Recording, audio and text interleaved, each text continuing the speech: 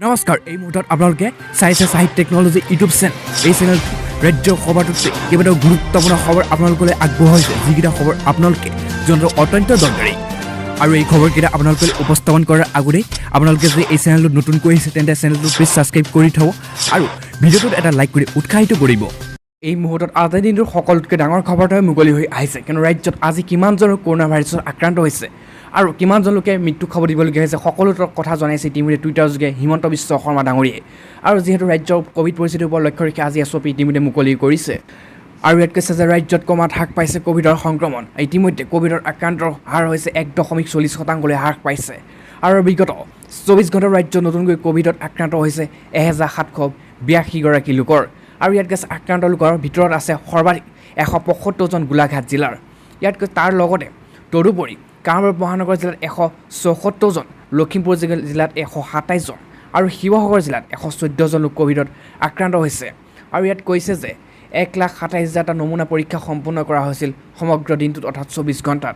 ইফালে কোভিডত মৃত্যু হৈছে 24 জন লোকৰ কিন্তু মৃত্যু হোৱা লোকসকলৰ ভিতৰত সৰ্বাধিক 3 জনকৈ লোক ইতিমধ্যে যোৰহাট আৰু লখিমপুৰ জিলাৰ তদুপৰি ধুবুৰী কামৰূপ মহানগৰ 2 জনকৈ লোকৰ মৃত্যু ঘটিছে বুলি খবৰ আহি পৰিছে পাছতে এই মুহূৰ্তত আজিৰ দিনটো আন এটা ডাঙৰ খবৰ মুকলি হৈ আহিছে কিন্তু ৰাজ্যত ইতিমধ্যে মুখ্যমন্ত্ৰী হিমন্ত বিশ্ব শৰ্মাই নতুন এছঅপি জাৰি কৰিছে কিন্তু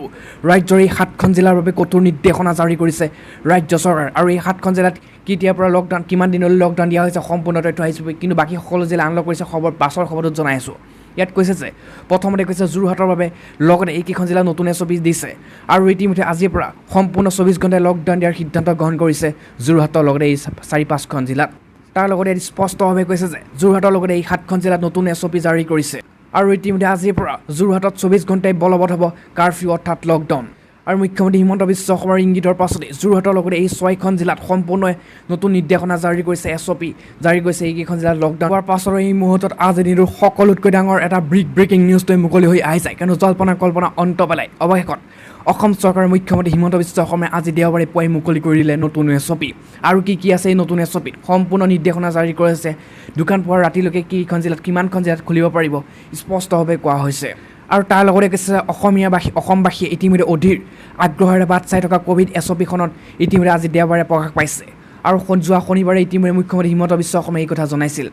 আৰু ইতিমধ্যে সংবাদ মাধ্যমৰ আগত মুখ্যমন্ত্ৰী শৰ্মাই নতুন এছঅপি কথা প্ৰকাশ কৰিছে আৰু স্বাস্থ্য বিভাগে যোৱা বুধবাৰে ৰাজ্যৰ কোভিড পৰিস্থিতিৰ বিষয়ে মুখ্যমন্ত্ৰী হিমন্ত বিশ্ব শৰ্মাই অৱগত কৰিছিল যদিও নিৰ্দেশনা জাৰি কৰাৰ পৰা বিৰত থাকিছিল আৰু চৰকাৰ বিশেষ সূত্ৰই জনাইছিল কিন্তু আজি দিছপৰে সূত্ৰ জানিব পৰা অনুসৰি নতুন এছঅপি ইতিমধ্যে প্ৰকাশ কৰিছে ৰাজ্যৰ মুখ্যমন্ত্ৰী হিমন্ত বিশ্ব শৰ্মাই চলি থকা ইতিমধ্যে জাৰি কৰা হৈছে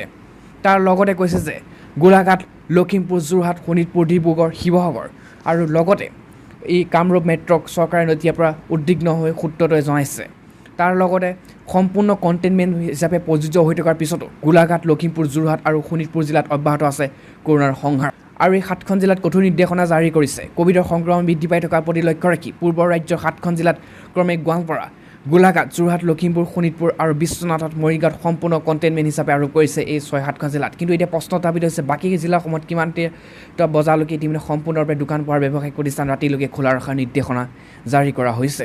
কিন্তু এতিয়া আহিছে সকলোতকৈ ডাঙৰ খবৰটো অৱশ্যে বিশ্বনাথ গোৱালপাৰা আৰু মৰিগাঁৱৰ পৰিস্থিতি কিছু পৰিমাণে উন্নত দেখা গৈছে কিন্তু উল্লেখযোগ্য যে কোভিড পৰিস্থিতি নিয়ন্ত্ৰণ থকা জিলাসমূহত ইতিমধ্যে কেতিয়ালৈকে দোকান পোহাৰ ব্যৱসায়িক প্ৰতিষ্ঠান খুলিব পাৰিব আৰু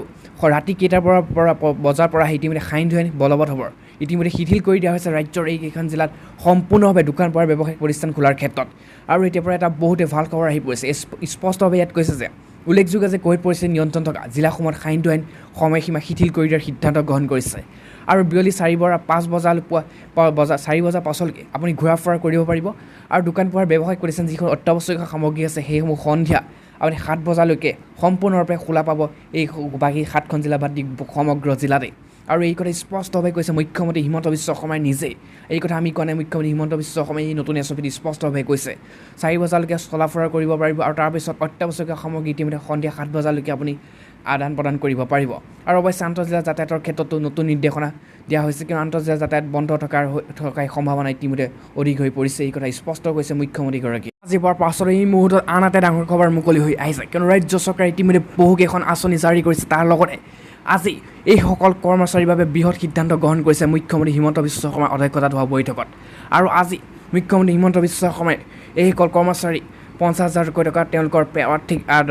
দৰমহা তাৰ লগতে বহুতো ঘোষণা কৰিছে। সম্পূৰ্ণ তথ্য জানি লওক।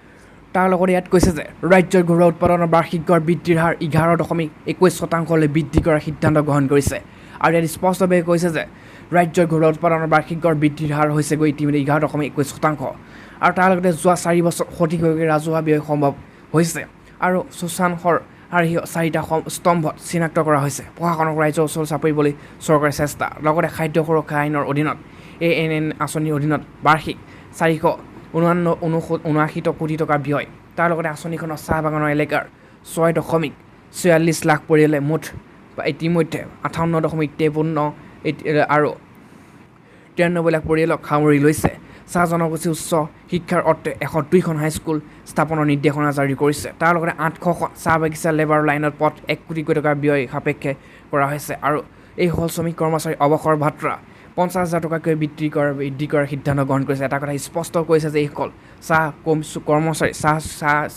বাগানত যি কৰ্মচাৰী আছে তাৰ লগতে শ্ৰমিকসকলৰ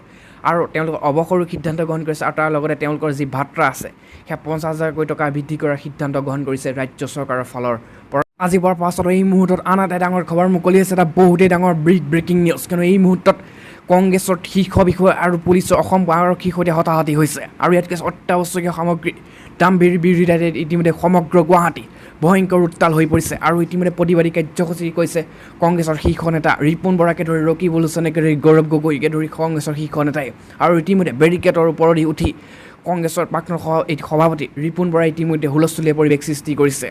ইয়াত কৈছে নিখিল ভাৰত কংগ্ৰেছৰ কমিটিৰ নিৰ্দেশ আৰু অসম প্ৰদেশ কংগ্ৰেছ কমিটিৰ আহ্বান মৰ্মে গুৱাহাটী মহানগৰ জিলা কংগ্ৰেছ কমিটি আজি মহানগৰীত পেট্ৰল ডিজেল আৰু ৰন্ধন গেছৰ মূল্য বৃদ্ধিৰ বিৰুদ্ধে প্ৰতিবাদী কাৰ্যসূচী ইতিমধ্যে ৰূপায়ণ কৰিছে। আৰু প্ৰতিবাদী কাৰ্যসূচীত অংশ লৈ শতাধিক কংগ্ৰেছৰ নেতা কৰ্মীয়ে চৰকাৰৰ বিৰুদ্ধে ধ্বনিৰে পৰিৱেশ উত্তাল কৰি তুলিছে। আৰু প্ৰতিবাদী কাৰ্যসূচীত অংশ লৈ অসম প্ৰদেশ কংগ্ৰেছ কমিটিৰ সভাপতি তথা ৰাজ্যসভাৰ সাংসদ ৰিপুণ বৰাই বিজেপি চৰকাৰ ক্ষুধাৰ সমালোচনা কৰে। আৰু প্ৰতিবাদী কাৰ্যসূচীত কংগ্ৰেছৰ নেত্ৰী অসীমা বৰদলৈ আৰু মীৰা বৰঠাকুৰকে ধৰি কংগ্ৰেছ দলৰ বহু নেতাকৰ্মী উপস্থিত থাকে এই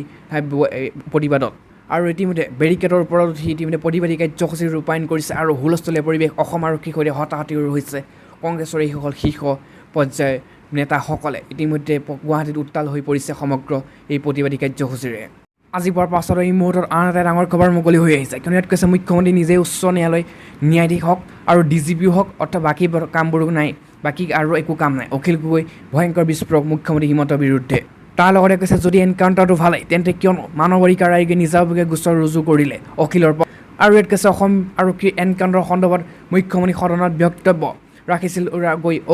ইতিমধ্যে আৰক্ষীক কোনোবাই গুলিয়াব ধৰিলে আৰক্ষীয়ে মনে মনে চাই থাকিব নেকি? কিন্তু তাৰ লগতে আৰক্ষী নিজকে বচাব লাগিব এইবুলি স্পষ্টভাৱে কৈছিল। কিন্তু গতিকে চৰকাৰৰ নীতি শূন্য সহনশীলতা